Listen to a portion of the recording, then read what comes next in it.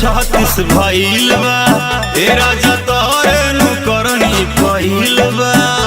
अरे राजा जी हमर 32 से 36 भइल बा ए राजा तोहरे नु करनी कइल बा।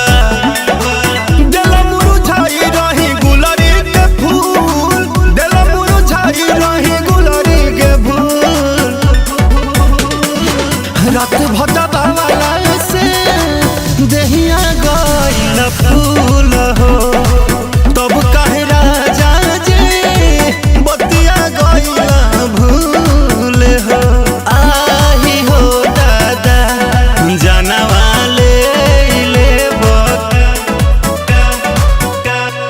जानवा ले लेबो।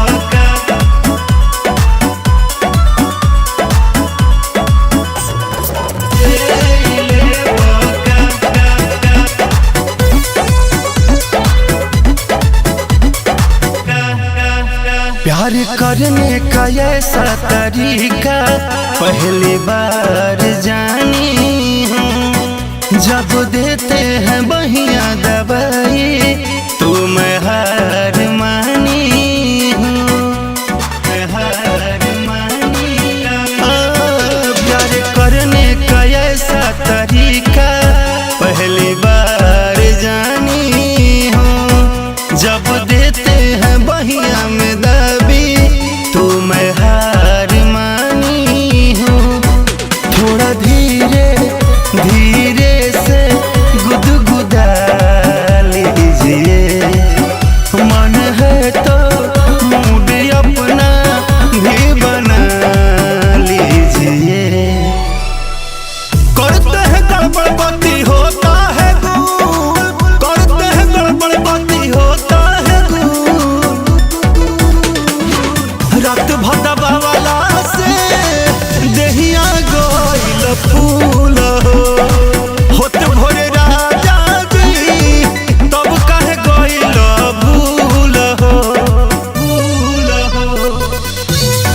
जानवा ले लेबो का ले लेबो का।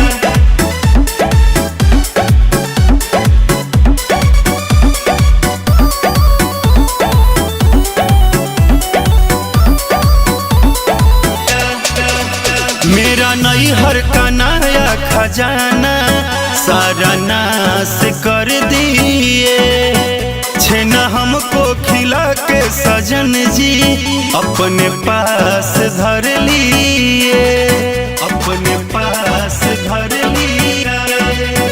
मेरा नैहर का नया खजाना सारा नाश कर दिए, छेना हमको खिला के सजन जी अपने पास कर लिए। रुआ रुआ हमरो तो सिहरा जाल हो, काहे भीतरी से मनवा घबरा जाल हो। गरम भइल बाटी हमर होखे देखूल, गरम भइल बाटी हमर होखे देखूल। रात भर दबला से देहिया गइल फूल हो, तब काहे राजा जी बतिया गइल भूल हो, भूल हो। आही हो दादा जानवा ले लेबो,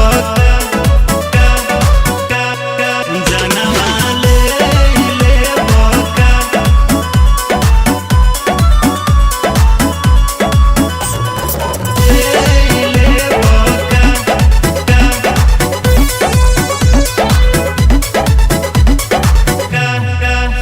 बाली बिंदिया संगे वो ठलाली मेरा खा जाते हैं, प्यार करके भले रात भर में वो आघा जाते हैं, वो आघा जाते हैं।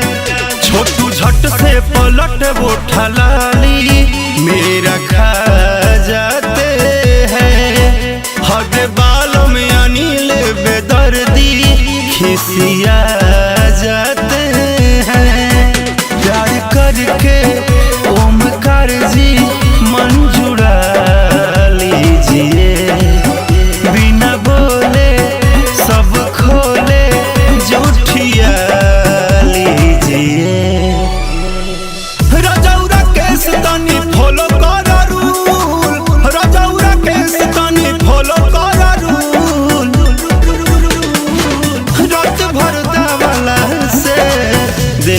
गइल फूल हो होठ भर राजा जी बतिया गइल भूल हो आही हो दादा जानवा ले